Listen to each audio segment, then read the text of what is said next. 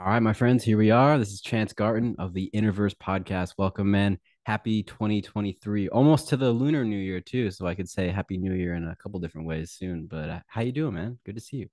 Are we almost there? Did we? I think we crossed the new moon. Maybe I'm wrong about that. Oh, maybe it's a little earlier than I thought. I thought it was lunar, like maybe the official Chinese New Year is on the 22nd, 23rd. We're here on January 21st, so it's coming up soon, if Already not talking already about here. calendars and cycles of time. Yeah. But the idea of a lunar new year hadn't really ever crossed my mind. And this year, when the new moon, assuming that it happened, or as we were approaching it, maybe it Mm, was like right at that waning crescent. But I really felt more of a fresh and like rolled over to the next cycle type of vibe nice. around, the last couple, I don't know, maybe like 5 or so days ago. I started to really feel like, okay, now it feels like a new year. And then Interesting. Yeah. all the Lunar New Year thing, that makes kind of more sense in some ways. I like how the ancients did things where they weren't working on just one calendar. They had the solar calendar, they had a lunar calendar, they had a 360-day calendar. Some cultures like Egypt, as far as I know, were running multiple calendars concurrently, which, yeah, that kind of makes sense, for depending on what it is you're trying to track. The fun about calendars is that they're completely they're completely mind-boggling. Yeah, you could say that that. Yeah. I really like the quote. I think Dylan said this in one of his books, Dylan Sakosho, that the one thing that the priest class has been consistent at over the ages is being wrong about about cycles of time. And so, while I can't verify this, but I have a suspicion that the reason why calendars are so tricky is because maybe the luminaries that we're using as a timepiece don't actually follow a hard and fast, same every time type of rule. Mm. You know, when you look at the rest of nature and how there's like some wiggle, all porcupines look like a porcupine, but they all have a little bit of difference to them. They're the same but different. And so I wonder if like maybe there's a bit of a range in like, what if the solar year is 365.25 days sometimes, and Oh other times man. it's 365 days even, and other, like, I don't know what the range would be. I'm not up there, with a telescope and measuring the exact degree in arc seconds of where everything is at, but to me it would make a lot of sense if part of the reason why it's always so confused and muddled is because, and like, it worked for a while and now it doesn't. Maybe, again, this is another another Dylan quote, but he's just full of good stuff. Mm. It's almost as if God made everything slightly off from exact and even and whole numbers so that we couldn't ever like put our stamp of we figured it out with our Right, right. mathematician hats on, like that we understand the creator or the creation perfectly. And that's great because I, for one, am all about embracing the mystery, the multiplicity, the potentials, right? Yeah, right on, man. That's a really cool place to begin. And it's kind of funny that we started on calendars because my ritual first question for first time guest, I'm happy to have you on, man. When did you start to speak your truth? Wow, that's a good question. It's a relative thing. I mean, not that truth is relative, but there are levels of it. The truth I was speaking, when I first started the show, and that might not have even been really the motivation for the show. What is truth, right? What was I thinking about when I first started? I think more about how I could help people see their own potential, see their own divinity, experience deeper levels of reality, wider levels of experience where there's magic and it's hard to say. And then, I started to, I didn't start out podcasting as like a conspiracy guy, honestly. I started out podcasting after having had some very intense psychedelic Nice. experiences that basically showed me a temporary, I had like a temporary embodiment of my future self. That's Mm. the only way I could put it. Where for a couple of months there in my early 20s, I was like, I just knew a bunch of shit in terms of metaphysical dynamics and like energy. And Receive some downloads, you could say. you could, yeah, it was almost like I got to peek into a window to my future self, but I didn't understand it on the intellectual level or have the foundation or groundwork laid to be able to actually, retain the heightened energy that I experienced from blowing open my chakras with some psychedelics. And I typically approached them with reverence and not purely in a party mindset, but it was definitely not perfect. I neither recommend nor dissuade people from doing that Same. themselves. It's up to you, but I did have like this almost samadhi like ability early on where a lot of what I'm now capable of doing in the energy work realm, like without tools and without knowledge of any kind of idea of how it works mechanically, if there even is such a way of understanding it. Yeah. Something so purely mental. It just came to me.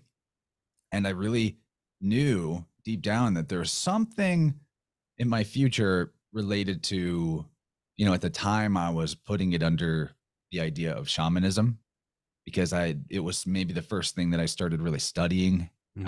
in the metaphysical realm, which again, that came from an interest in like expanded consciousness experiences and like what is life. And with like, I almost feel like what I was doing back then was, I'm so keen to like know the answers, and many of us are, but it felt like I went and read the last page of the book of my You skip life. to the end, yeah. And I was like, okay, everything's gonna be fine in the end. Oh, okay. And then I kind of like forgot all of that, and went back to where I was in the story.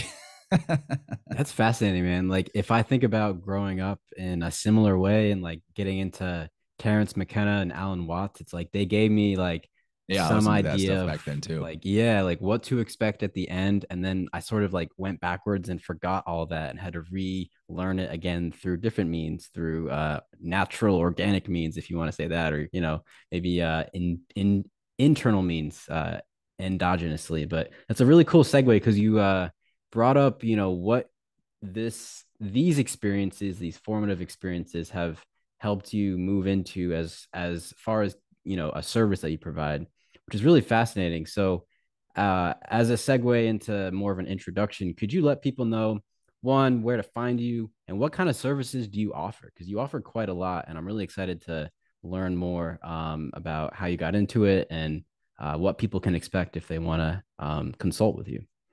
That is fun. Yeah. So, in terms of where people can find me, InnerVerse is the name of my show. So, probably at this point, it's the most notorious thing under the name InnerVerse. And I think there's a few other people who've laid claim to that particular name for one thing or another. But my website is innerversepodcast.com. My YouTube and my Rockfin channels are a really great way to keep up with my content. And then if people wanted to do one-on-one, as you say, consulting, I kind of like that actually. Because it gets lumped into the idea of energy healing, or that like, probably people out there would look at what I do and label me a healer, but that is maybe not the way that I like to look at it. I don't particularly think I'm doing anything to heal somebody. I'm not like a magic man that can, like in a video game, cast a spell and your wounds close and you stop bleeding. If I could do that, trust me, you'd all know about it. I'd probably be in a different line of work, opening a field hospital or something. Right, But right. right. So anyway, the nature of the consulting that I do with people, I really like that. So, I might start calling it sound consulting or Sounds consulting. Yeah. biofield consultation. That might be a good way to put Yeah, it. I like that. Yeah. Yeah. So what I do though is with the tool of tuning forks, like this big guy I got right here, this bad boy, and I use these tuning forks as a way of detecting imbalances in people's biofield, or the energetic field that their body is. It's kind of like a chicken and an egg thing. Is your body in your energy field, or is your body an expression of your energy Mm. field? Or is your energy field created by your body, or is your body the core of your energy field and the most dense and solid aspect of it? I kind of think it's maybe the latter. So we may want to get into more of the mechanics of what is going on with that energy field and how we consult about it. But essentially, I'm using the tuning forks. And then there is a therapeutic aspect to actually having coherent sound that you can hear. Interestingly enough, it actually still works without being able to hear it. Mm-hmm. So there's definitely something going on beyond the purely material or in a very subtle aspect of the material. But as you know, I've been hearing go around lately, I think popularizing the phrase, my friend Topher Gardner has been saying it, the subtle informs the gross. So using these very subtle techniques, we're able to help, working together, me and the client. I really like calling it a consultation because what's going on is like we're inquiring with the intelligence of their body, Mm. aka their energy field. Where's the imbalances in this energy field that constitute issues with beliefs about themselves or about the world, or unexpressed feelings and emotions that are, in order to be held back and unexpressed, or in the form of a limiting belief. This constitutes an actual aberration of energy, in the sense that if you have an energetic capacity innately, and that when it's full, you're at 100%, like a fully charged battery, then these aberrations or vortexes or compartmentalized pockets of life force are holding you back from the full realization and expression of the 100% full battery, style of life. Yeah, yeah. And it's like with your cell phone or with any other device you might have, it might work fine at 80%, might work fine at 50%, but you start dipping into the under 20% and you got problems. And Yeah, I think, yeah. with our modern technology, that's not a perfect analogy because phones work pretty well up until they're nearly dead. But man, I think a lot of people are a lot closer to dead than they realize. Could be. It could be. And it's I'm interesting just that, kidding, but maybe. yeah, I mean, if you're listening, you're definitely alive as far as I can tell. But maybe these messages have carried beyond to the next place or the next dimension. But it's pretty cool that, something that you had mentioned is that you don't really need to hear in order to receive or to interact with this energy, this vibration.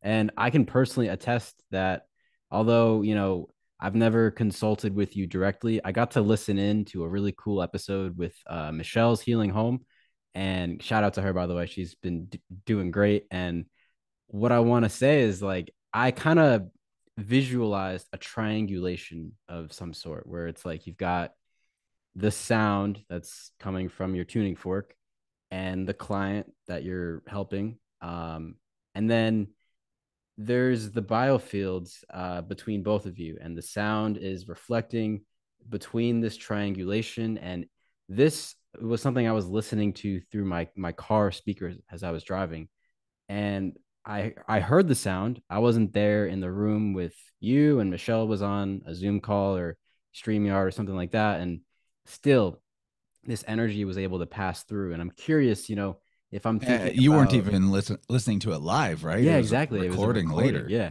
Yeah, yeah. Like the temporal aspect was like taken out of place. And when I'm thinking about the biofield, another visual is the toroidal field. It's flowing in a parallel system up and down, kind of like a fluid magma. I think what's Let's that just that call it a donut. I the just call it the donut. Yeah, donut. yeah, yeah, Your donut. exactly. Yeah, yeah. So I'm kind of curious because I I'm reminded of this principle of like a radio tower almost, or like a radio receiver, where if your nervous system isn't attuned properly, like if you have some imbalances or inflammation of some sort, then the static will increase and your signal won't be very clear. You won't be able to access those higher radio waves, those higher frequencies. And so, like, if you were to consult with someone or try to help someone who feels like maybe their aura or their nervous system isn't really properly attuned, like, where do you start? Like, do you question them? Do you have any like kind of process that you like to lead people through? Like, what could people expect if they come to you with some kind of issue? Yeah, let me get to that, but I want to back up a bit Sure. and even more clearly express a metaphor for what is going on there. Because you use the phrase triangulation, but one of the great things about it is, and you have, you notice this, the temporal aspect isn't even important. Like you weren't there live and you were Right. still feeling something. I would call it more rather than a triangulation, it's like a singularityation, Yeah, I like it. Yeah. singularation. Yeah. Yeah. Because the experience of being able to wave tuning forks around in my living room with the while I'm on a call with somebody in another country and tell them things about themselves that they didn't tell me first, specific stuff. To me, that is an expression of the reality of what life force energy really is, which I think is super helpful foundational gnosis. And take it or leave it, but with consulting with somebody who does biofield tuning or other authentic energy balancing modalities, you can have, especially when you do it remotely, you can have a now experiential knowing of what I'm talking about, the singularity of life force energy. So what I mean by that is, if you strip down all of, take away all of the descriptors and the identifications with who you are. I'm not saying ego is bad or kill your ego or whatever, but if you strip down everything that you think that you are, remove every memory, remove every context of location and environment and etc., eventually you would get just down to the core feeling and sense of I exist, I am, right? So for everything that exists, including supposedly inanimate objects, in my opinion, everything that is part of the I am, I exist paradigm is at its root, at its core, at its essence, it is the exact same energy. Mm. So, like my idea, people will use, and myself included, I used to describe what goes on with tuning under the lens of this has to do with like there's something about the ether here. It's something about ether, but I've kind of backed off on that because part of the reason maybe that ether was never widely accepted in modern times is because there's like real problems with the contradictory nature of what is attempting to be described. Mm. So for me, I just jettison the whole idea that there's some kind of physical interconnecting medium.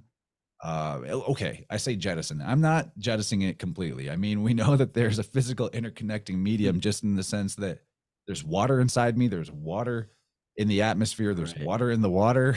we're all underwater, right? Right. So like, I would just not even call it ether. I would just be like water. Water has something to play at play here. But essentially, what I'm trying to get at is that the life force energy that animates all things and is the eternal self-existing conscious and creative intelligence of capital R reality is one and indivisible.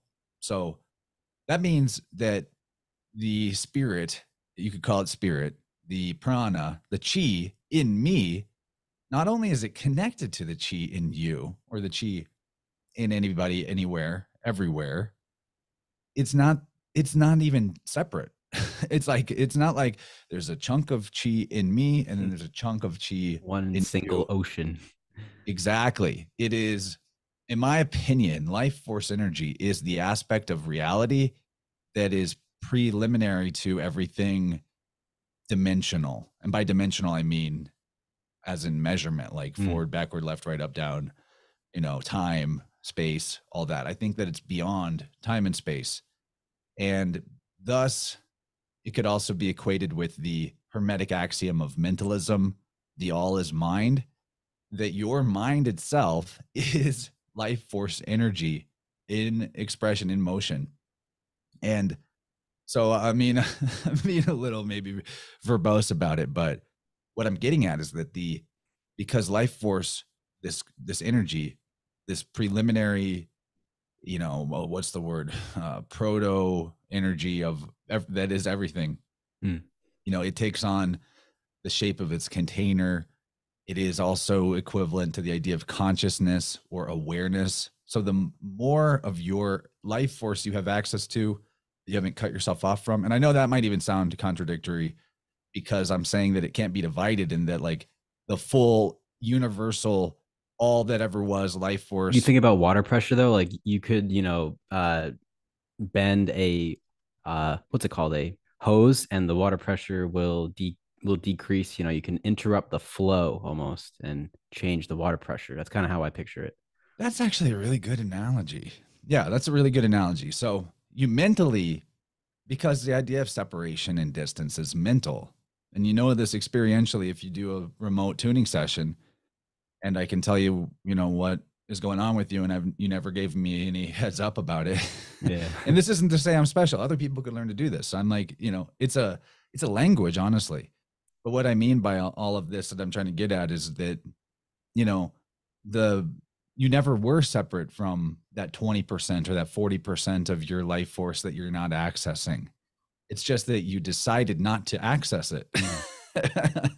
So like Makes perfect sense. the limitations are purely mental in nature, to be fair. So anyway, I'm sure I could say more about all that, but to, give you the actual answer to the question you originally posed, what someone could expect in a session with me in tuning is that, we'll spend a couple minutes talking up front where basically I'm just giving them, similar to what I'm going to describe now, the full idea of like what we're about to go through, Mm.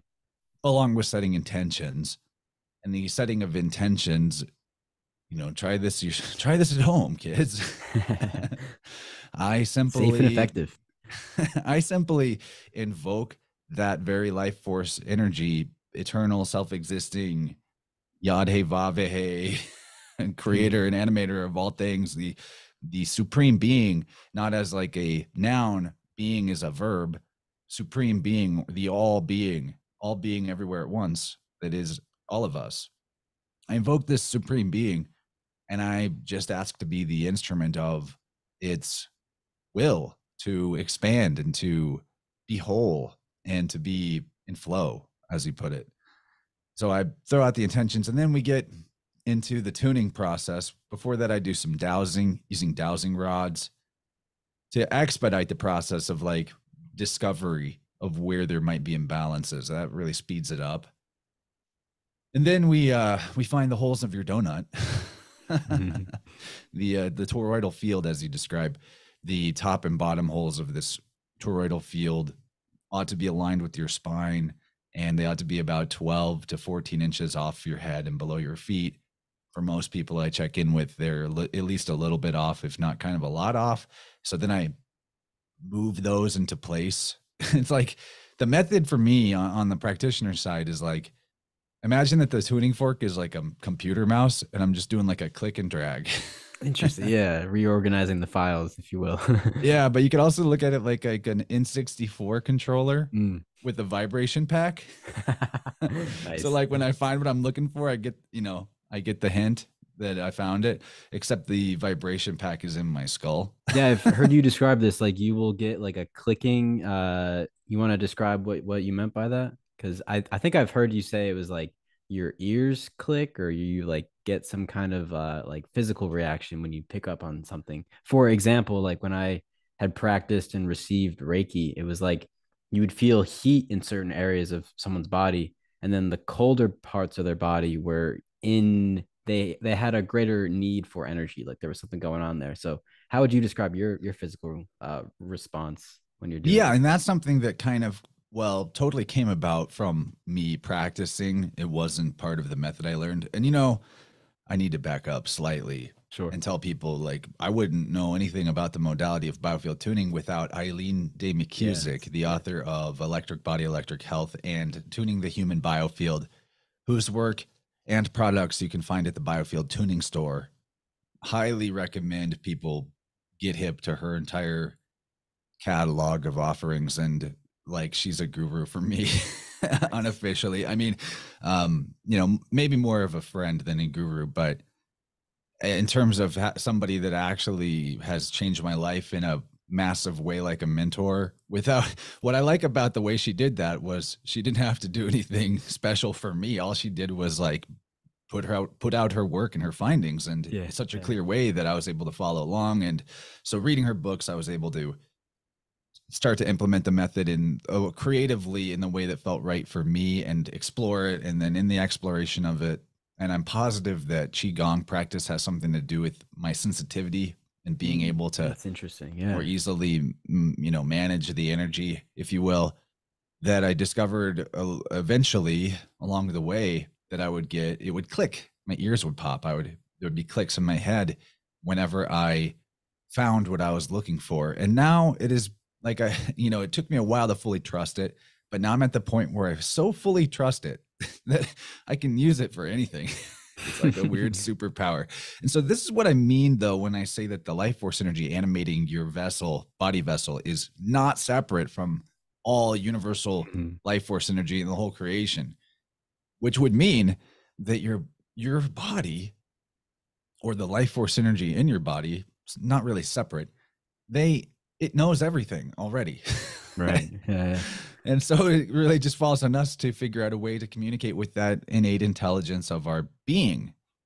And the simplest way to do that is to come up with a system of yes or no answers. There are Mm. other methodologies that have figured this out, like kinesiology and muscle testing. And so I don't claim that it's the best way, it's my way. And other Yeah. people could probably Exactly. learn. And, if it sounds like far out, uh, but you're willing to experiment, try asking your body questions, man. Oh yeah. Do some Like, energy testing. Yeah.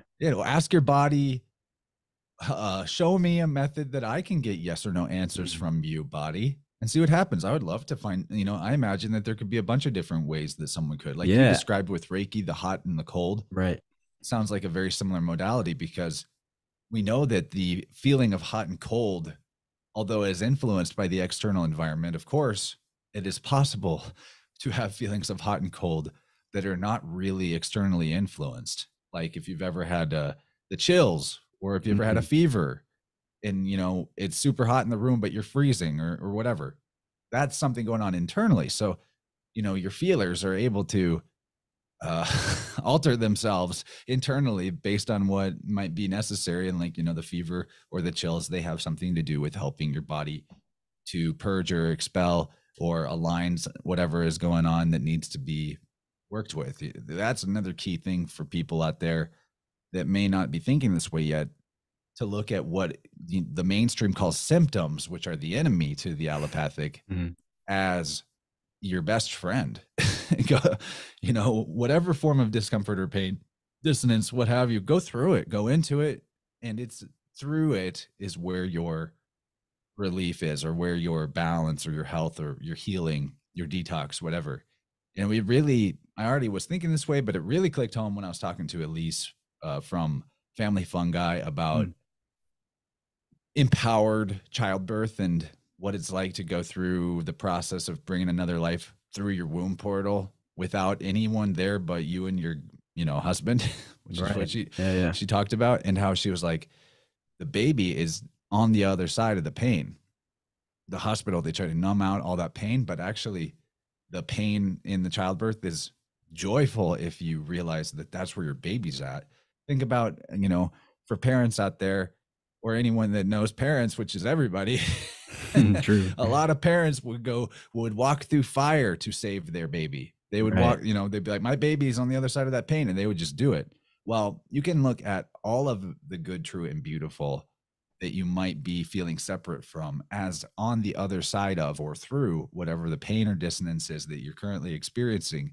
So rather than masking or suppressing your body's ability to self-regulate, which is what all symptoms are, is an attempt to self-regulate. The body never does anything that is bad for it. The Mhm. body's not stupid. Your body's not broken. Your immune system is not attacking you. What if you don't, what if the immune system idea is not even really accurate? I like to call immunity, I rephrase it to I'm unity, I'm because unity. when Yes. you're in unity with all things, then yeah, you're definitely not attacked by some external demonic boogeyman, germ Mhm. ninja, whatever German these ninja. alien tiny little creatures are that Yeah. everyone's so Yeah. fucking scared of.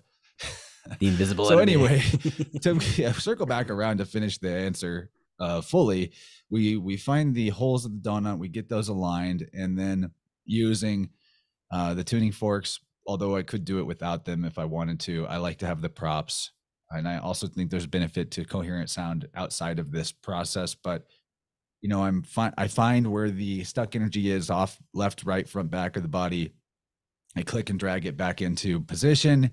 If it's particularly sticky and it's not really moving without coming into an expression of speaking it out loud, then I might say something like, okay, so did your mom leave your family or pass away or something Mm. when you were around 3 or when you're around 5 or whatever? And then I might not be exactly right, but they'll You're like say, probing a little bit. yeah, Yeah. well, I have reason to think what I think Yeah. because the anatomy of the biofield is such that if I found energy off balance that was stuck behind and to the left of about the solar plexus height of the client, then I would know, well, it has something to do with feeling not supported by their mom. And then there's another element to the process that's a little more mysterious where the full idea sometimes will just pop into my head, randomly. But at the end of the day, whether or not I got it exactly right, they'll know what it refers to. I Yeah. might say, like, this is a specific example. I had a client where I was like, uh, what happened with your mom? Did she, leave or whatever? At the age of 3 is what I was guessing. I was like, when you were really little, maybe a toddler or a baby, was your mom out of the picture? And then she told me that she had to stay at, she lived in China and she had to stay with a nanny for Mm. up to a week at a time, and her parents weren't there. And I was like, okay, well, that kind of is a, an equivalent. Your parents are working for a week at a time and you see them maybe one day a week. But then I found out a little later in the session that actually, though, at about 5, her mom did leave her family entirely. Wow. So, Yeah. Yeah. so my first guess was right, but the age I guessed I was sort of wrong, but it was already kind of happening before that age. Anyway, that's an example of how like some of the stuff that we need to get to the core of Yeah. And might to have to be quickly spoken clarify, outside or yeah, spoken out loud, I should say. right. To quickly clarify, did you kind of like deduce that this was a maternal issue because it was on the left side as opposed to the right side? Is that kind of how you figured that out? Actually, actually, I think I was like tuning her knees or Hmm. something, maybe like in her ankles. And the idea of your mom isn't around came into my mind fully formed. I Wow. Yeah. wasn't Like even, the entire idea just, yeah. And wow. when I first started, I was really sus of stuff like that. And I was like, I would mentally torture myself, like, should I say it? I Hmm. think that your dog died when you were 7, but that's so random and specific. And then I would just be like, did this maybe happen at this time? And they'd be like, yes, that Hmm. did. And then anyway, so it was eventually something I could just trust. And now, even though it's maybe not 100%, sometimes I can still play a trick on myself. And it's almost like the experience of shamanic journeying, internal world journeying, where you're like using the drum and rattle track. And this was one of the early parts of my exploration of consciousness, was this particular technique where you sort of go into a trance state where you're really just surfing on the edge of paying attention and letting go at the same time. Right. Yeah. So the key to staying in the zone there, and it's really like zone practice, is that you observe all the images and things coming up into your mind without trying to then be like, oh, that must be this, and then like Mhm. letting your letting your pattern recognition device, that is that part of your mind, come up with like an explanation. So I still surf that a little bit. Like every once in a while I might throw something out there that ends up being inaccurate, and it's more like it maybe is because like I have read into it a little more than what the initial flash of insight was. But the Mhm. funny thing about even when that happens is that it ends up being interpretable or relative, like relevant to something we come up with elsewhere that really does matter. So, Mm. because I give the process up to supreme being, I invoke their higher self and my higher self in the intention setting. I truly only just want to help. Like, Right. there's other ways that I could make a living than tuning people, but uh plenty of ways. I truly just want to be of assistance and be that uh mediator between themselves and their own energy field and what they're hiding from themselves. I think that there's like a divine level of guidance in that where uh and anyone out there that can like honestly and fully truly say that they just want to help in whatever modality that they're putting themselves out there to offer, that if you know that you are trustworthy, then just trust yourself. Exactly. Trust you. Exactly. If you're really trustworthy, then you can trust yourself. I mean, it sounds really simple, right? But it is a practice of letting go of like the what if I'm wrong? Then Mm, they'll think that I'm inauthentic or I'm fake or whatever, or I just won't look as good. And you let all that go and you just express what comes up and what comes through in full faith and trust that in the process of what we're doing in this ceremony of tuning, that the wrong thing won't happen, that exactly the right thing is the only thing that ever happened anyway, anywhere, including during that ceremony. So I give it up to the most high and I just let it rip and we just see where it goes. And people come back from more than one session fairly often. So it tells me that it must be valuable to them. And, there have been some fascinating, specific, and even occasionally dramatic mm. results. I want to You ask know, you about that in a second. First of all, namaste, brother, because that was a really cool answer, and I didn't expect to go in a couple different directions like that. And there's one thing that you've reminded me of, which is earlier you had said you kind of like surf this phenomenon, and you've probably seen this Venn diagram image. It's like discipline on one side and surrender on the other side, and the middle of the Venn diagram is flow. And that's really cool. That's kind of what I was thinking about when you kind of explained this process of trusting. And I'm grateful that you've fully leaned into that because I know you've been helping a lot of people. And one thing in particular, I quickly want to mention that you told this really cool story about someone who was purging after going through their experience on 9/11, and that's fascinating to me. But I wanted to ask you as well about etymology, language, and how that's accompanying your practice. Because when I was listening to your session with Michelle, I picked up on the fact, and I didn't know this was gonna like this was my first time kind of witnessing this. So it was really cool. I didn't know what to expect. So you were creating the sound, I guess, or you're tuning, and then you were giving almost like words of affirmation, and there was a theme behind it. It was a theme of like you don't have to be grinding and hustling all day every day. You can take a break, you can give yourself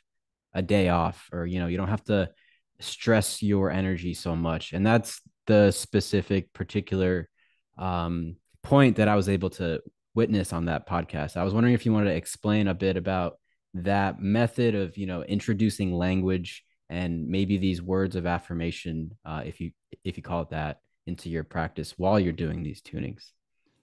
yeah, it's an awesome question, man. Probably we were dealing with the energies around the root chakra on the right Mm, side of the right hip area where so there's like a very common, it's particularly common in Western nations, or used to be. I think maybe the left side imbalance is getting more common lately, but that's a side note that the right hip can hold on to the sense or the belief that we must be productive at the expense of our own well-being, mm, right? I mean, even though people probably aren't internally holding the thought and belief of, I gotta grind now, and if I just work hard enough, then any health problems that I incur, I can pay for later because I made so much money.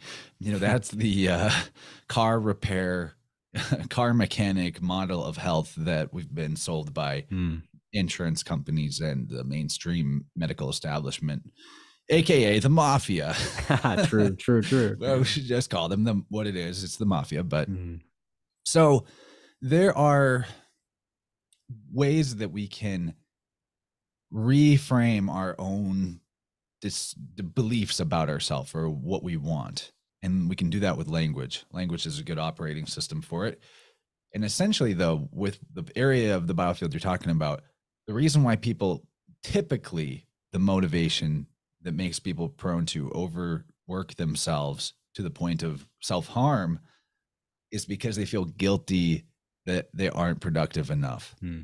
And this is a problematic way of operating for a lot of reasons, but particularly that, okay, so it works on this overlap between the root chakra and the sacral chakra, where the tangential area of the sacral chakra to the root in this right hand side, more in the front, facing forward, what's in front of you, holds on to the energy of guilt and shame.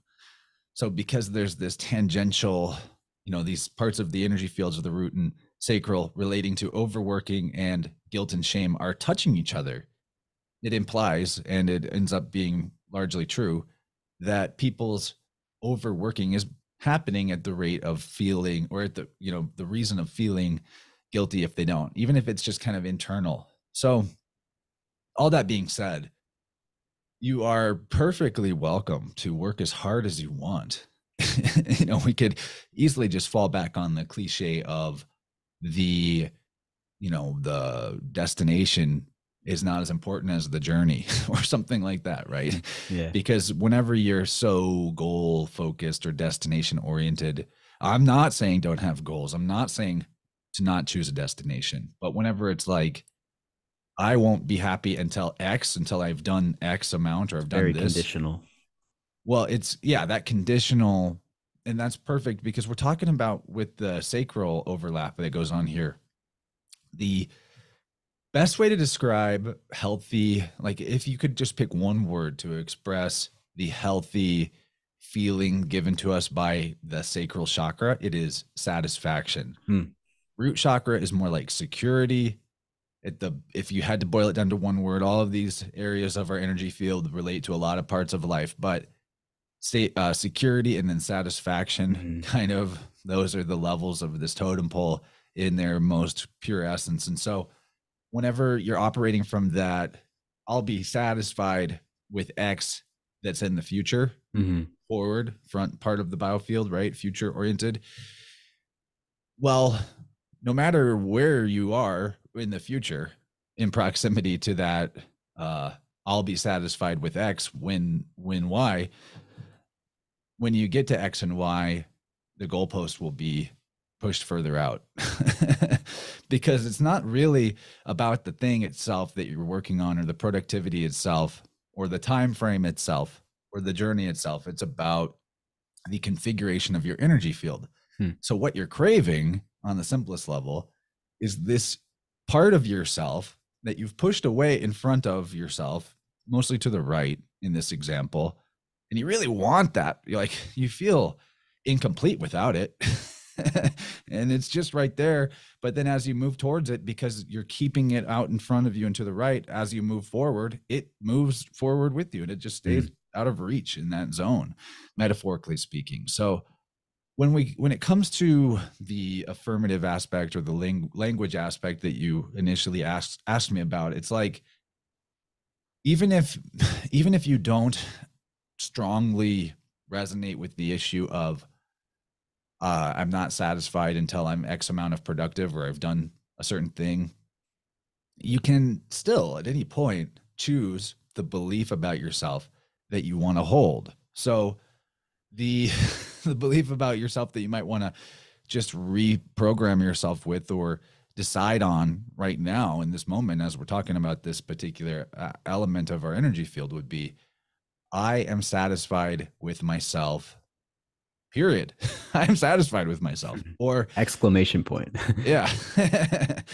Yeah. Or like, I work hard when it's in flow. I work hard when it's, but not at the expense of my well-being. You can still have the belief of like, I'm a hard worker. Yeah, great. Work ethic is awesome. And the key is, though, back to that idea of the discipline on one side, and I don't really like surrender, but let's say flexibility. Flexibility is good. Yeah, I like discipline and flexibility, this polarity, and in the middle of it is flow. Well, that's exactly a great way to look at your productivity. And also, like, yeah, you are allowed to rest. And even though it might feel like you are not producing, and like we're programmed by these 40-hour-a-week jobs, and how all that, universe works of the corporate slave monkey game. The sense of I'm resting doesn't necessarily equate to the sense of like I'm getting sharper, I'm getting stronger, but it is. Hmm. But I'm not saying like, there might be times in your life where you just go ham, like you're doing you from wake up to fall asleep, you're like getting all kinds of stuff done. Why don't we just stop worrying about some kind of larger constellation of success defined by something material in any way or an accomplishment or something, and instead just honestly do the best you can every day while putting your own well-being at the highest priority and dismissing any sense of guiltiness or Hmm. shame that is unwarranted, you know? And that's pretty long-winded, but No, no, well said, you well know, said. Yeah. Yeah. No, it's interesting too. I mean, I picked up on this particular word you just used, which is constellation. It's like a constellation of success. And I'm sure you can probably guess where I'm going with this. Like one thing that I definitely know for sure, like deep in my being, is that kind of like what I was saying earlier with like the radio frequency. Like I cannot contemplate higher truths, if you want to call it that, if my biofield isn't adjusted properly. Like if there's some kind of imbalance, then I won't be concerned about the constellations or whatever is above and beyond me. As above, so below. It's almost like I've got to take care of my physical, my mental, my spiritual form before I can contemplate anything beyond that. That being said, everything is connected through this one fluid medium. But one thing in particular that you said was constellation. And I really want to ask you about astrotheology in a long winded segue. And it's something no, that I've, great segue. thank You're you. Thank welcome. you. I set you right up. Appreciate it. Yeah. Yeah. People will probably, if they've Hold never on. Can heard you of, hold that thought for a second? yeah, of course. And Of I, course. I just, I do want to get into that, but what you just said is super important. I just want to highlight where you had made the point that whenever I'm not in full energetic balance and integrity, that I don't have the capacity to contemplate higher truths or Right. the bigger picture of things. That's really helpful gauge of where you're at, Mm, actually. If your thoughts are mostly consumed with escapism or gratification or whatever, it's probably a good sign that there's something out of whack or some part of your energy that needs to be brought back into flow. And I'm not saying that having fun can't be a part of the equation. I'm a bothist. bothist. Yeah. Actually, in energetic integrity, you can do all kinds of shit that somebody that is more like afraid of a their diet being slightly off, or like a a slight piece of juice from meat will make me no longer a good boy, or Right. what, whatever the case may be. Sorry, vegans, I'm not trying to rip on you. Right. I used to be you. It's all good. Me too. Um, my point, just simplify this and quit being so long-winded. My point being that the ancient idea that all learning is remembering, I think it's like Mm, a Platonic idea.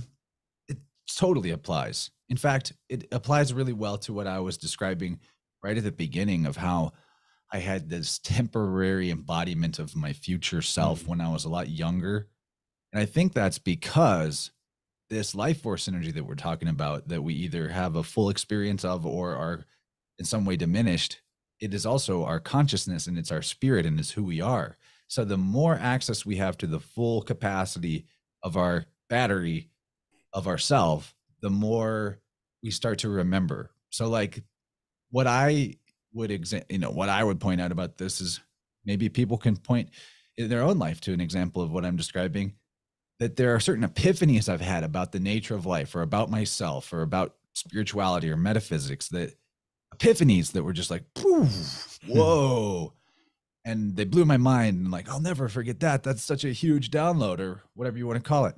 mm, And then I kind of like, back on my bullshit and totally mhm. forget about it. And then like 2 months or 2 years or however long later, I'll be like really strong again. I'll do a cleanse, or I'll like get my shit together. And then all of a sudden it's like, I remember that thing. Exactly. Like, how did I Yes. forget that? That was like Right. key. That was some key shit that like Mhm. totally helped me understand myself. And I totally forgot it.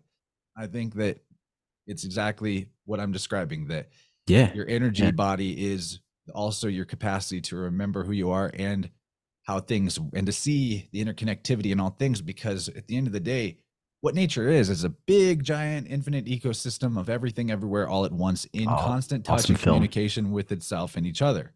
So, this actually ties into transhumanism, which is at its core the attempt to route all information and consciousness and directive of action and thought through a CPU through one Right. route, like all routed to one central location, and then orders given back out to every other location from the central. Your body doesn't work that way.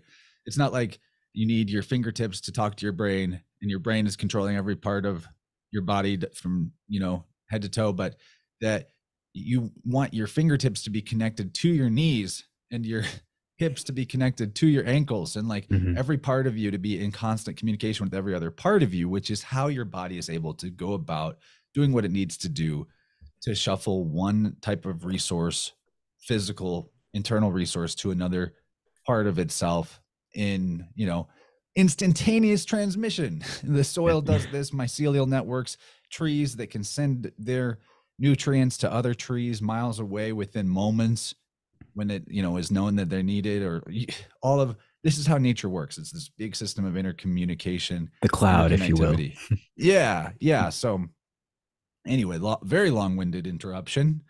Let's continue with your Hey, it's all right. segue No, there. that interjection is really cool because you reminded me of something I kind of wanted to bring up earlier. Another like visual representation. You talk about like you could consume a certain substance or just have a spontaneous experience and your chakras are blown wide open. I kind of imagine like let's think about the toroidal concept of kundalini. It's flowing up and down your spine, and when you have these experiences, it's almost like you're taking the elevator all the way up and the doors open and you get to look in, but the elevator is like gonna go back down eventually, and then like so every now and then you get your diet right, your sleep right, your relationships right, and that elevator will eventually be able to reach that top floor again and give you those insights that you previously have forgotten or have lost access to. So I'm glad that you reminded me of that because it's a motivational influence for me to continue with my personal practices. I know we all have different lifestyle, different diet, etc. And whatever that thing is that you can do to help that elevator flow smoothly up and down, that's what we got to do. And so I appreciate that your services help people to take back the power that might be maybe like society, culture, etc. Their loosh is being taken away. That's just to use one form of that symbolic reference to energy vampirism and things like that. So when we're considering other higher concepts, I've heard you talk about astrotheology a lot. This ties into etymology. It's a topic that I feel like I wasn't raised with a religious structure, so I've always been curious because I got lucky in that sense. I didn't have to identify to one tribe or creed. I was open to all of it. And so now I'm starting to hear about these other interpretations. It's really cool. I'll borrow a phrase from Miguel Connor of Aeon Byte. He would say astronosis. I, th- I I think it's pretty cool because when we think about the luminaries in the sky and these characters, these archetypes in these ancient texts, there's a clear connection there that I'm starting to care about more because it's influencing my worldview, and I feel like there's just something about it. There's this old wisdom that maybe has been lost or even suppressed in some cases, and I'm curious where you want to start if you were to introduce people to the concept of astrotheology and how you've personally interacted with this huge, broad topic. What would you say? Astrotheology is a huge topic. It is probably overall one of the most useful tools in the whole kit for helping break somebody out of the, I would call it the mysticism madness. Yeah, And I refer to this a lot, but one of my all-time faves, Wilhelm Reich, in yeah. his book Ether, God, and Devil, he really does an awesome job pointing out that, yeah, we're all probably pretty hip to how mechanistic thinking is super limiting, and trying to break everything down to its components and parts, like the left-brained worldview of scientism, which is a cult, often does, where, you know, the scientist is the priest and they tell you what's true and you accept it because you don't have the tools to look at the tiny little parts in the microscope and all that shit. Mm. Well, mysticism is the same thing, and that's also very lost.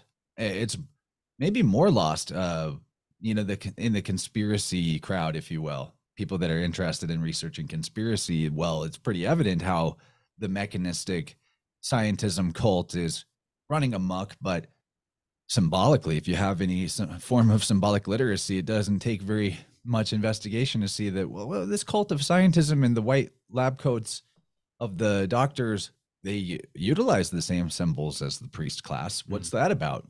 As Michael Tessarion says, you are brought into the world by the white coat and you're taken out of the world by the black robe. Exactly. You know, it's the same cradle to grave. It's the same, it's the same network in mafia that we've allowed to run amok by giving up our own power and our own capacity to the technologies offered by this particular cult. So astrotheology is really great for helping bust somebody out of the mysticism mindset.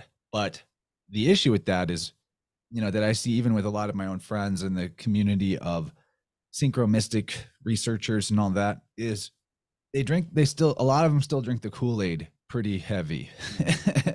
And I am not like going to tell somebody that their subjective mystical experiences are invalid, but they're subjective. They're not like shared reality, consensus truth that we should be like, evangelizing. I'm not calling out anybody specific here. It's just like We've all the been same guilty of it. phenomenon. Like you and I will go to sleep tonight and we'll have different dreams, and those are just subjective experiences. We cannot have, maybe it's possible, but like shared dreaming, but individually It we're is gonna have possible. different visions. Yeah. It's a different podcast maybe, but Yeah. But what I'm getting at there is just that we don't, it's not helpful, in my opinion, to try to pass off your own mystical experiences as some kind of gospel that is going to be verifiable by other people, or that they should just take your word for it because you said so, because then we're doing exactly the same thing that the cult of yeah, it scientism creates and the mechanist tribalism. does.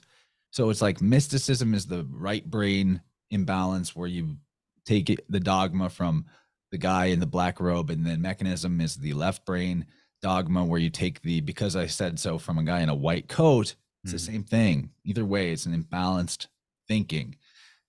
Now, with that, so like again, to just finish hammering this point home, when we make discoveries in syncretism or in astrotheology, a lot of times the feeling is like we're being led along in this path of amazing mystical synchronicity that is, things are falling in our lap, and it's like very easy for people to take the bait of the new age where you're like, I'm rolling with Isis. Isis is my goddess, or like some other fictional character. Guys, I did an exercise to meet my spirit guides one time, and I met Gandalf the Gandalf the wizard. Gray or Yeah, Gandalf so the White, I guess. doesn't take away the value of the stuff that I got in that little meeting and communication in my own psychic realm. But to try to like, to me, that's my subjective evidence that these fictional characters that are mythological heroes and gods are accessible in the psyche. They live in our imaginations. They have a type of egregoric existence that feels separate, but the key is to understand that we animate that. And if we want to be like the new age, new cage movement offers slaves to a different kind of mind muddled delusion of sort of religious fervor, or my team is better than your team. I like the Norse pantheon. That's my team, and we're the special ones. Whatever tradition you like, and if you derive useful morality or understanding of nature, your world, or yourself through it, good, great. But let's put the brakes on trying to say that like because I met Odin in a vision, that means he's real, even though I can demonstrably show how Odin is Thoth, is Mercury, is Buddha, etc., is Jesus, etc. You know, they're fictional characters. This is a literary tradition we're dealing with, and the origins of the literary tradition does appear to be astrotheology. At the core of what we're talking about in this whole podcast, not just in the astrotheology subject matter, is we're discussing the technology of language. Right. Now, the biofield anatomy is a language that allows you to communicate with the intelligence of your body, and it's a very useful language at that. What's interesting is the definition of technology as we use it today refers to things like devices, like, you know, our cell phone or something. That's a technology. Usually electronics is what we end up putting under the label, but technically everything is a technology that externalizes, plagiarizes, or what have you, some innate ability that you had or that nature could do, and now you've created a type of shortcut to it. Now, that's not in and of itself bad. Interesting, though, is to look back on the older definition of technology in the previous time. If you go to the Webster's 1828 dictionary, which is my favorite, and you can find it online, Mm-hmm. and don't come at me like, oh, it's online, so it must be corrupt, or like they could change the definitions or whatever. I don't care. I don't care. It's good how it is. You Yeah. know, Yeah. no one's going and fucking with the Webster's Dictionary 1828.com because nobody's using it. If Like it really very few comes to people. that, we'll just log on to the Wayback Machine, you know? Yeah, exactly. Whatever. The point is, though, that, you know, in the older usage of the word technology, it was a description of arts, or a treatise on the arts, or alternative definition was an explanation of the terms of the arts. Interesting. So when I'm talking about the language of the biofield anatomy, then it's actually a technology. Hmm. Think about the terms of art is a phrase that is extremely important, especially in a legalistic sense, because the whole reason such terms of art ever came about was due to the occultation of skill sets and knowledges that different castes and types of what you would call professions would have. So whenever you were, for example, like ancient India, all of the stonemasons had a guild, right? And they kept their secrets to themselves. All the blacksmiths had a guild. They kept their trade secrets to themselves. One of the ways that they did that was obscuring what they were talking about through the terms of art. And we see this still prominent today in the particularly grabbled professions such as lawyers, doctors, but it Yes. really applies everywhere. So doctors have a jargon, the lawyers have legalese. That Legalese, is a right? huge side topic, but Hmm. the point is that these terms of art are a technology. And that's fascinating to me because you can it's a two-way street with this is like that. That means that is like this. So Mm. when we say that language is a technology, then we're saying technology is language. And interestingly, the original definition of technology is actually referring to language. I find that Yeah, yeah. super interesting. There's But a lot of interesting correspondences there too, because when you talked about art, I immediately thought of Prospero from Shakespeare's The Tempest, because Prospero refers to his magic because he's like an occult representation of John Dee. People say from the Elizabethan court, the court astrologer, etc. So Prospero refers to magic as his art, and what he's doing is he's got a wand or a special jacket, and he's using language to cast spells, and that's his art. That's his tool, his trade, and it's pretty cool that you brought it back to language being this quote unquote tech, this tech that is accessible to all of us in various forms too. Like if someone is on Team Odin, that's like saying, oh, if you speak English, you're superior than someone who speaks Spanish. It's just different languages to describe a unified principle of this realm, this place that we're cohabiting together. It's cool. and astrotheology does represent a very good candidate for a unified principle or a Yeah. unified language or technology. And to really go in deep into astrotheology, is a fun ride and it never ends, which is Mhm. why I find it so fascinating and I love it, in the sense that because things, mythological stories and miracle tales are encoded in the sky many different ways. Like, one story, for example, Noah's Ark, where you have the dove element, Mm. there's more than one dove up there. So, you could look at it from multiple angles and still find all the elements of your story. And most of the angles or ways of looking at it or looking up there are lost on us because we've lost the Kabbalah or the secret transmission. Mm. These terms of the arts were maybe nobody guarded their terms of art more than the astronomer priests. They Yeah, were yeah. real guarded about it. So, and interestingly enough, for a long time, they were the only ones that even had the technology of written language. So their Mm. terms of art became externalized into the form of letters.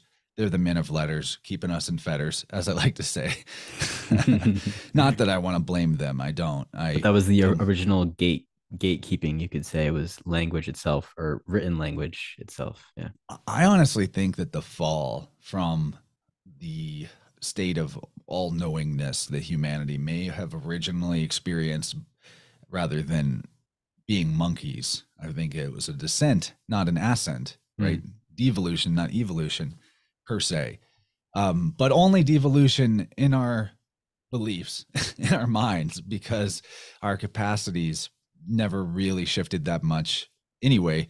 Uh, what I started to realize recently was how technology is something that replaces an innate ability that we had, like the folklore knowledge of what herbs to use for what ailments was replaced by going to the doctor or having the doctor come to your house and they give you the petrochemical pill. Right.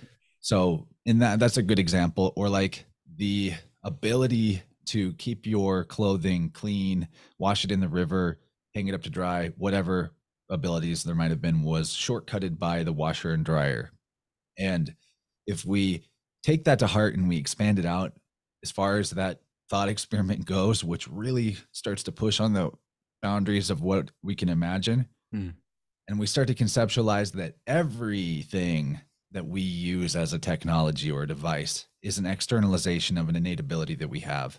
And in fact, a plagiarization of some potential that exists in consciousness, in life force, that was always there.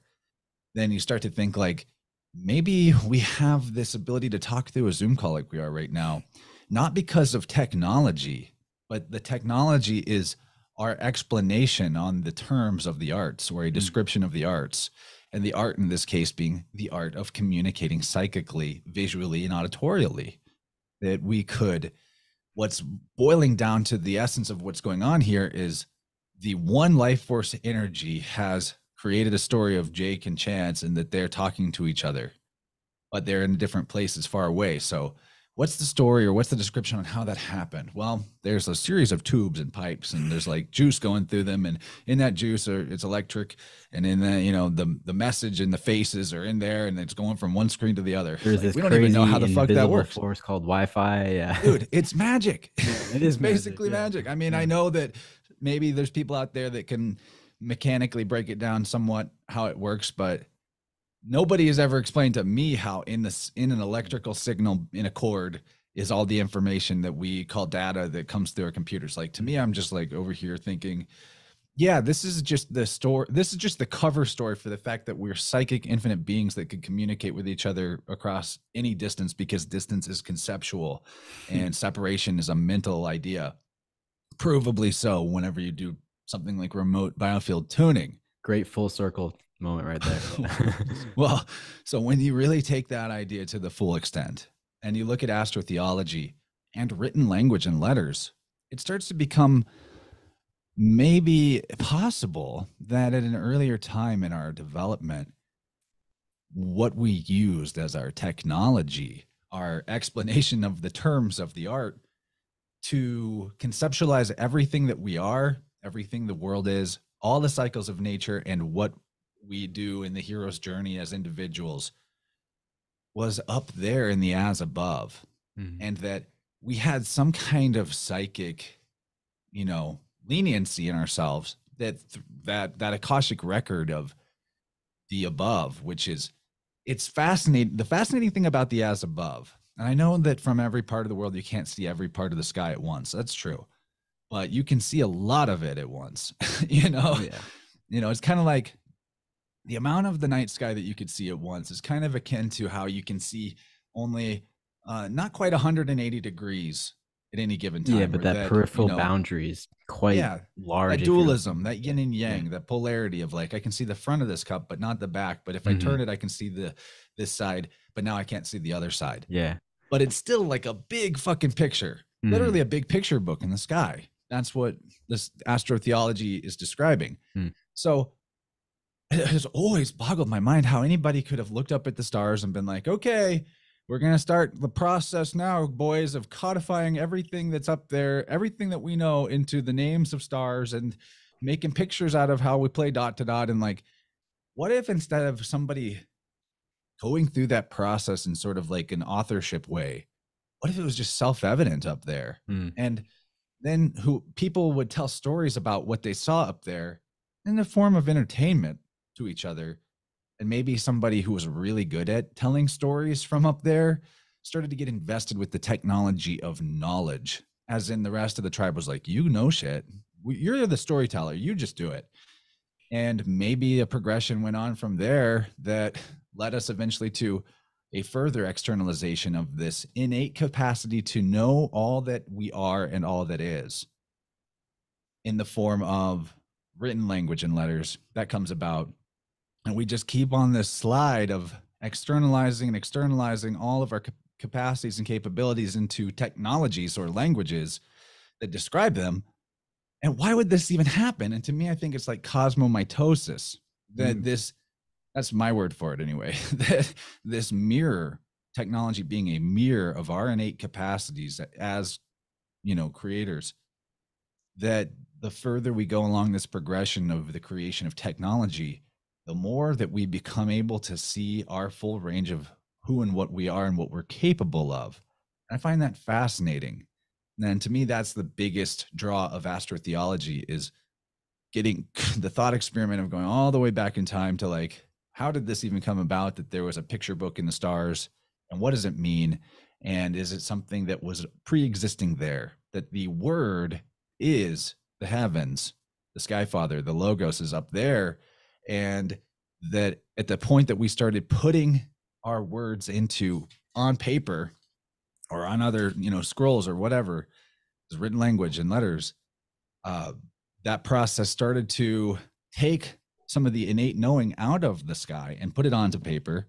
And interestingly enough, then it became more of an interpretative game of like, how can I read the sky today? And now that we have these written languages, written letters, well, that constellation, Pegasus Square, looks kind of like a cuneiform symbol called Iku, which meant field to the Sumerians. So then at that point early on, not saying that they're like the oldest or most original, but at that point early on, we start to see the practice of our written languages now informing how we interpret what is up there. But the Hmm. wild thing is, it still starts to give you truth or metaphysical insight through this interesting process of discovery of the various homonyms and synonyms and puns that you can derive out of looking at the sky clock. And to go back to the Sumerian example again, a great way to conceptualize this would be with like asking the question of, where does Jesus come from? And there's a lot of elements to the Jesus story and the miracle stories of the Bible, but to just like give a little sampler of the granular detail that astrotheology is able to provide in terms of an explanatory factor to how we got these wild stories of mythology and miracles in the Bible and all the other religions of the world. We look at the Regulus star within the Leo constellation, which was called by the Sumerian star atlases, like the Mul Apin, it was called Sharu. And Sharu. Sharu could mean king or it could mean child. Hmm. So in that star, you have the child king, and it's around the Virgin Virgo. There's a lot of other elements of the story that are all up there too, but we're just honing in on this one star Regulus, which is one of the four royal stars and has a lot of significance as being not only one of the brightest in the sky, but making up the four corners of the fixed signs of the zodiac, where, interestingly enough, there are two bright red stars across from each other and two bright blue stars across from each other, the four royal stars, who are the four evangelists of the New Testament. Hmm. And they form a cross if you were to connect the dots. And that's very interesting. But Regulus, or Sharu, king slash child, could also be phoneticized with a logogram or an abbreviation that meant, let me pull up my notes here. Sure, I was sure. just writing about this. The logograms get a little tricky, but a logogram is an abbreviation that they used back in the day of the cuneiform priest writers, if you will. And the logograms were like abbreviations that helped them shorthand the more complicated lines and arrows required to write out the full word like sharu. So one of the logograms they would use was ad. And one of the meanings of ad, because these abbreviations could mean multiple things also, and they were the only ones using it. It wasn't like a public language or anything. So they were able to get like, and it was an early and primitive system. So they are kind of squirrely with it. But ad could mean, one of the meanings was father, which the word for that is abu. Interesting that ad was father as a logogram, because we still have the ad in dad. Yeah, right. Ad, yeah. And the Sumerian word abu, meaning father, is basically the same word as ab, which is priest, or not priest, which is father in Hebrew, like Abram, Yeah. Father Ram, or Father Brahm, Father Brahma, Abraham. And anyway, so right there in the cuneiform, the old star atlas version of this Regulus star, just a single star, you have child, you have king, you have father. And then interestingly enough, the phonetic similarity between, okay, so here's this logogram representing Sharu could also be spelled in a different way. So different regions of this astronomer priest class and at different times, because they weren't all like on an internet or anything. They had their little sects and their monasteries and all that. In another place, somebody came up with a logogram for Sharu / Regulus that was pronounced Lugal. And then later on, this astrotheology arises out of the fact that you have later, followers of this system that look at what their predecessors did, and they form dictionaries and lexicons of all the possible variations, because they're going through and combing through the ancient texts kept in the temples. So Sharu could be ad, which is father, but it could also be the logogram or abbreviation that was pronounced Lugal. But Lugal had more than one reading, which was the other reading was Shar, just Shar rather than Sharu. And that was interestingly what you call, let's see, what is it called when homonym, where two words exactly sound the same, like there, homophone, yeah. So that Lugal, or Shar, which became Shar, was also phonetically identical to another logogram or abbreviation that meant to increase, or he increases, which is the definition of the Hebrew word Yosef, which is Joseph. So right there in just Regulus, you have the child king, who is Jesus, and his father, Ad, which is Joseph. He increases. And because the same stellar tableau, or picture of grouping of constellations, was used to create the story of his birth and his death, not only as his father named Joseph, but his benefactor, who takes his body from the cross and puts it in the tomb, which is part of the Ophiuchus constellation, was named Joseph of Arimathea, Joseph of Arithmetic. He increases. So, but true believers and dogmatic followers, they never think twice about like, why is Jesus' dad and the guy that puts him in the tomb, the guy who helps him be born and the guy who buries him, are the same name. Just must have been a lot of mofos named Joseph or Yosef. A whole lot of them, yeah. Wow, that's a great example to kind of introduce. All just encoded in one word, one star. These and there's more than that in just that one star. So the encoding, you could get entire scriptures and huge litanies of, extensive texts out of this system of like pulling stories out of the astrologos. But to really round off the thought here about it, that I find fascinating, to go back to this being a technology and how technologies replace innate abilities, is how it's fascinating that as light pollution has increased and our ability to see the stars at night has decreased, literacy rates have gone up, which in my opinion, it may not be scientific or whatever, but to me, that demonstrates a correlation between the use of written language and the diminishing of our ability to access through the technology of our consciousness the message of the as above. Does that Mm. make sense? Light pollution up, literacy rates up, visibility of stars down.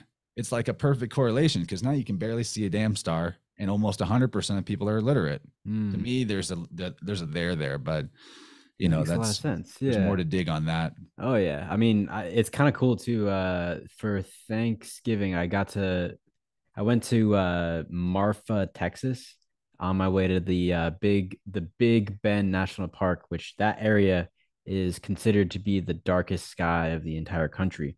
And that was really fun because I literally had never seen the full Milky Way before. Like I've seen pictures of it, but yeah, that was shocking. It's and I use that particular word shocking because it sort of like electrocuted me in some way. Like I was finally seeing beneath a veil or like behind some kind of veil that I was always hidden. And here in Dallas, it's light pollution's horrible, but it's interesting that our correlation between written tech and the sky clocks tech is that's I've never thought about that before. It's really cool that you bring that up. And I wanted to ask you in relation to the same topic. And we're now entering the season of Aquarius. The sun is in Aquarius for the next month or so. And I was curious if you had a thought, an insight, maybe an instinct. What comes up for you when you consider this new solar cycle that we're entering now?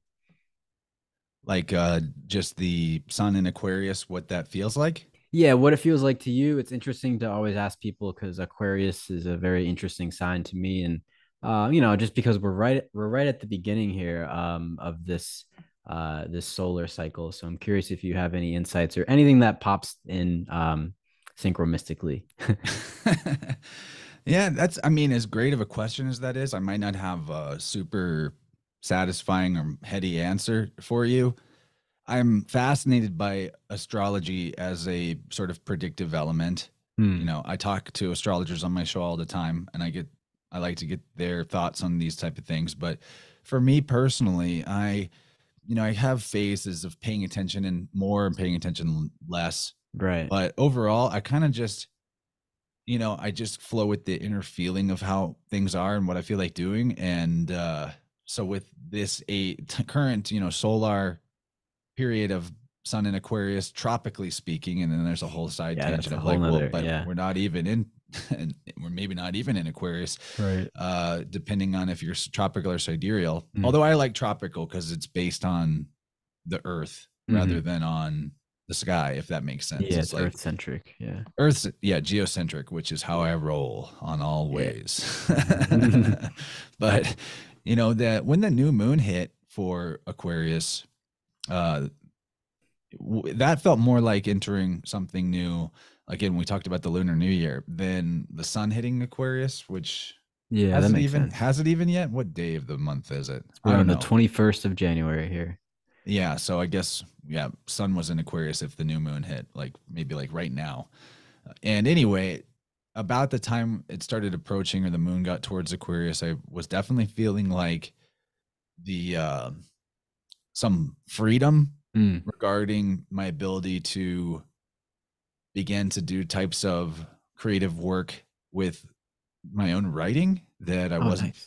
feel like that, the pressure had been building up and building up. Like there's this huge pressure of like, I've got all these observations, I've got all this data and all this knowledge I've observed, but if I'm ever going to shape something out of it or be able to communicate it effectively, or even recall the things that I once knew, because I'm combing over so many fine details. I mean, Mm.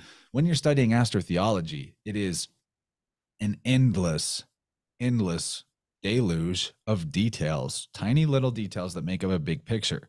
Like when I just casually in a conversation throw out there how Jesus is Mercury, is Buddha, is Odin, is Hercules, is Bacchus, is Krishna, etc., etc. You know, that doesn't give people a window into the millions of myriad elements of similarity Mm. between those characters. Like the fact that Krishna was said to have been taken away and raised in a town that has the same name as the place in Egypt where Jesus was said to have been taken away and Mm. raised as a child, both to escape a like maniacal king who wanted to slay them. King Herod, in Jesus's case, who Herod, in my opinion, is the Hydra constellation. Interestingly, you can even Interesting. anagram the word Herod out of Hydra if you're, a little lenient with your vowels, but Sure. being lenient with vowels is totally allowed in philology, Especially in Hebrew. especially in languages like Hebrew where they had no vowel points to begin with. But Mm. I use the example all the time, just that two regions of the country will say their vowels differently, or might even throw fucking pardon my French, consonants in there. Like, think about how the people in New England country or states might say words with a in it. It just Yep. becomes r. Or I saw a hilarious video of an Italian guy, uh, Italian guy and his girlfriend, and she's like recording him. She's like, "Say it again," and he holds up his bottle, his water bottle, and he's like, "My butthole is leaking." My butt. I like And that. she's like, "You're Yeah. saying bottle, right?" And he's like, "Butthole." So, Classic. or like the way the Southern drawl might Mm. pronounce a vowel sounds differently, but consonants stay somewhat the same, but there is also interchangeability between them. My point in all that being, to circle back around to the question about Aquarius, is that I definitely felt some, which Aquarius has to do with like liberation and freedom. Yeah. Yeah. The larger question of the age of Aquarius Yeah. is Right. fascinating too, but that I definitely felt a bit of like the bottle had been uncorked, of some pressure buildup of my Mm. need to like organize and codify my own thoughts and observations into a system that I could refer to again later, so that I don't lose track of the things that I know, and so that I can bring observations and information together in a weave and tapestry that, if I just kept reading without also taking notes and without also Yeah. making the effort to write, that they would just get lost, grains of sand through the hourglass. And at that point it's like almost masturbatory to just go over all of this information as I have been doing, without any sort of purpose behind it. And I'm finding a re passion, like a, I don't know, reigniting of the passion of purpose, in the sense that, yeah, I'm really happy with what I've achieved in my life so far, that I'm able to be a full-time podcaster, that I'm able to do the energy work for people. But those two sides of my life are almost like hitting a stride where there's development in it. Mm. I learn new things in tuning people all the time about how the biofield works, and I continue making great connections with people and learning things from them in the podcast work. But in terms of like putting effort on a regular basis towards a long-term goal, I'm feeling finally quite free and liberated to do that with my own writing. What about it sees, the light of day for the rest of the world, who knows? Or if it coalesces into a book someday that people can access, that'd be great. But in terms of just as an exercise where I organize my own thoughts, it's been Mm. really helpful. And just to, I've always wanted to do it. I was a creative writing major, so I've always Nice. thought that writing should be more important in my life, and I do creatively write my words as I speak them out loud. But Mhm. to be actually putting pen to paper in a notebook in a more organized fashion feels great. And in doing so, I'm immediately reaping the benefits of having original ideas Mhm. come to me rapidly and profoundly, like, what I just laid out about the technology of astrotheology possibly being an indicator to us of a previous time where our capacity to interconnect all human knowledge and knowledge of nature in an internet like form was coming through our observation of the as above. The great Like that, remembering. that was a pretty great remembering. And Yeah. writing has helped with that. So very interesting. That's why I really am seeing this concept of the technology of language and technology at large as a type of mirroring, or Mm. mothering, because Mary, the mother of all the different solar deities that interesting who are called the logos or the word. It's almost like somebody or something new that as we progress in technology, we begin to hold a mirror up to ourselves of what we are, who we are, what our potentials are, and the bigger picture of life, the universe, and everything. And I'm super excited to be mirroring that from just, between me and me, and that it's going nicely. And I feel the momentum building that it'll continue, and we'll see how that helps my development, going forward. But to me, I did think maybe there was something to the Aquarius vibe that was oncoming, that sort of popped the lid off the bottle as a metaphor for the water bearer Yeah. holding that jug and pouring out all that liquid memory, mem being the Hebrew word for water. Mm. Yeah. Oh, that brings me right back to Austin Veda, your recent episode. I was just listening. So, but Veda dude, Austin. yeah, that It is was funny that I amazing. had Yeah. Veda Austin, the water researcher, on and followed her with Austin Walters, basically Oh, okay. Waters, talk Yeah, about yeah, yeah, magnetism. the Walters, yeah. Well, that's amazing, dude. I'm happy for you. It's cool that there's like a renewal in your creativity. It's taking a different form. And something that Dylan Sakosio said on your stream the other night was that, if you write down what you've been learning every day, eventually you're gonna have enough for a book or two books or eight books. It's really cool. And whether or not you publish it, that's all within your control. But it's fascinating that you've began doing this, and I'm happy to hear that, and I'm inspired to do it myself. And um, as a segue, as we Dylan, kind let of, me just yeah, say, yeah, sure. Dylan Sakosio, author of the Spirit World Yes, series, who I've also been producing audiobooks for. right. He is a mentor in the way that Eileen Day McCusick has been a mentor for me, Mm, in the sense that we're, on the more honest level, we're good friends rather than like some sort of official role of teacher and student or whatever. But yeah.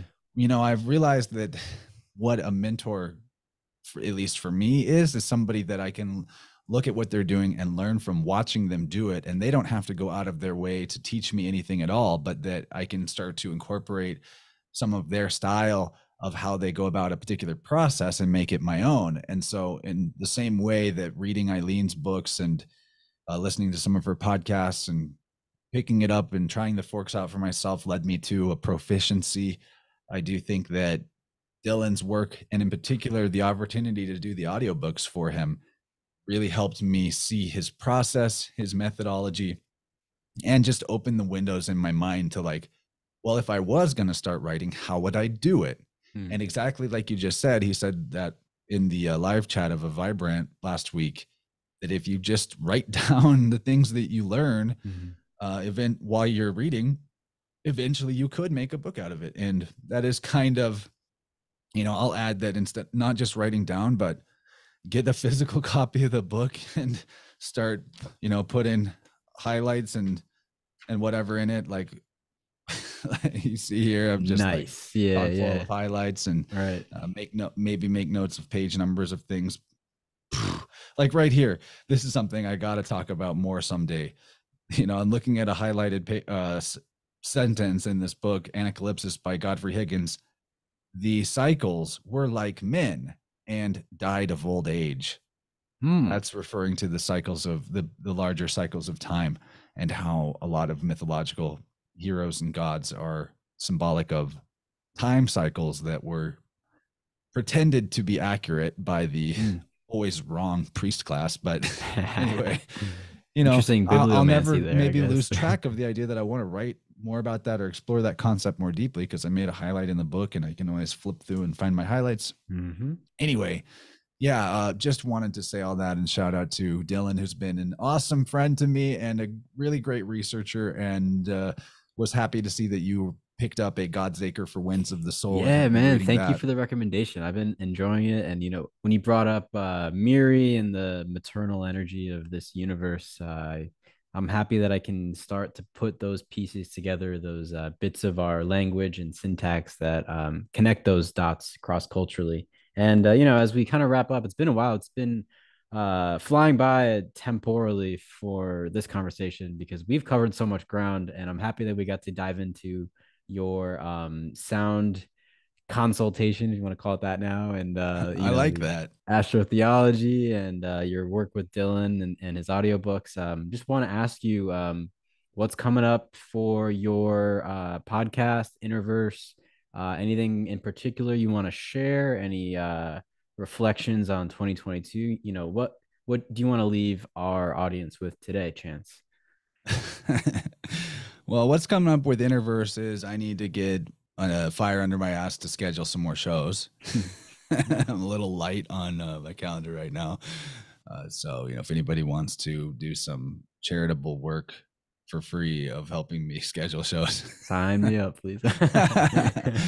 but what's what's good about InnerVerse is that we're exploring all these ideas together, and that we have a larger community of people that are on the team, like especially Mm, in the Vibrant sense. I have many different regulars that I could hit up. And so I have a special guest for the live stream on Wednesday night. And then nice. maybe, we're talking about something on the more spiritual woo side. So I hit up Gordy Oh, for cool. that. Or maybe Slick Dissident, he's always there. Mhm. Somehow he manages to be part of like everybody's Yeah, streams regularly. The dude is a powerhouse of positive witness, and all absolutely. praise and thanks to I was Gabriel just for talking all. to Gabriel yesterday, actually. Yeah, I'm sure Yeah, that's gonna be a banger. that Dude was is, fun. dude, yeah. He totally embodies the Leo fun. Even though Yeah. he claimed on his talk with Topher at Biocharisma the other day that he is a sidereal Cancer, and I'm like, dude, you are so Leo. It's ridiculous. Fuck off with your idea of Cancer. Are you really? Hey, I'm just kidding, but Yeah. I'm more of a tropical guy, and I just like to give Topher shit because Yeah. he's Yeah. so into Um, sidereal. But yeah, we have all these great regulars that I can bring on for the live streams whenever they fit into the subject matter. Shout out Mario Garza of Symbolic yeah. Studies, Kyle Denton of Tippecanoe Herbs, Mm, Michelle Lundquist of Michelle's Healing Home, and so many more. If I didn't say your name, it doesn't mean I don't love you. I do, but there's just a great community, and we really congregate around Telegram in the mm. InnerVerse Telegram group chat, and other ones like Weaving Spiders Webs. And Yeah. What's up, spiders? yeah, what's up, spiders? Yeah, so I would start your show earlier, and I'll hang out on it more often. I've been kind Yeah, of I can't not. stay awake too long. Yeah. It's tough for me lately, Yeah. but and then with reflecting on 2022, which maybe I haven't done as much as I haven't really done. I'm kind of a very forward oriented thinker. Mm, And by kind of I mean very, like I just don't hold a lot of conscious memory of the past, yeah. of my Probably for the own story, best. my own past. Yeah. But there are some great highlights on the 2022 playlist, like Matt Powers, the permaculture, unstoppable enthusiasm, Mm, citizen scientist, or John Monroe, the qigong teacher who I learned from, nice. phenomenal. Or a conversation I had with Benjamin Balderson about laboratory alchemy that will really make the alchemical process click for you, about Mm, like how that expresses in nature. Some just good stuff.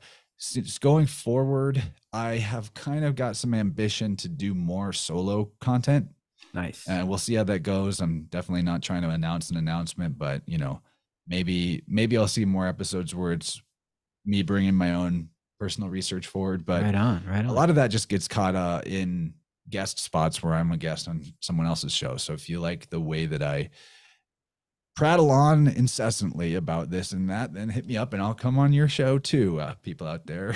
Yeah, absolutely. Hit him up. Hit him up. And I want to say Anything? thanks for Yeah. having me on here. Oh, of course, man. You've been a great friend since you came into the community as well, and a super helpful supporter that actually shares the content around in a way where you're trying to draw people to it, which I appreciate. That puts you in the top upper echelon of the 1% of the 1% of listeners who actually will do me a solid and like try to get other people to check it out, because that's the only way that this good stuff spreads. And so Mm, people out there listening to Jake, do him the same solid and post it to your Telegram group chats, or I would say social media is pretty much worthless, but tell, what I used to say all the time is like, Fuck a link. Tell somebody that you're friends with personally. Mm, Tell them about the show and why you like it, not just send them a link. I And like then that. Yeah. I think that goes a lot further. One to one connection, where you just tell one person that you think would Hmm. like it about it. That's more, that one person showing up is a lot more valuable than a mass reach scatter shot attempt to post a link to as many people as possible. So anyway, you're doing great. Keep your momentum up and don't sweat it if you feel less productive for a time and want to focus on other areas. Don't beat yourself up with guilt like we talked about, and keep that hip Exactly. strong. And I'll come back anytime, and well, definitely have to do it again, buddy. Absolutely, my friend. I appreciate you. This has been awesome. And I'm looking forward to what's to come in 2023 and this lunar new year and everything and anything beyond. And I appreciate you, brother. Hope you have a fantastic day. Thanks, dude. Talk to you later. Peace.